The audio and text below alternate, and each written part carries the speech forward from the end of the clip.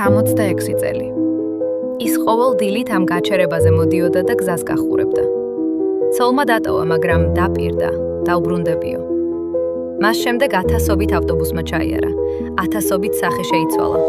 ის კი მაინც იდგა, დაღლილი, იმედით სავსე თვალებით. ის ამ გაჩერებაზევე მოკვდა, მოხუცი და მარტო. იცით რა არის ნამდვილი დრამა?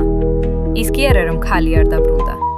არამედ ის, რომ ამ კაცისთვის სიყვარული უფრო დიდი აღმოჩნდა, ვიდრე თავად სიცოცხლე.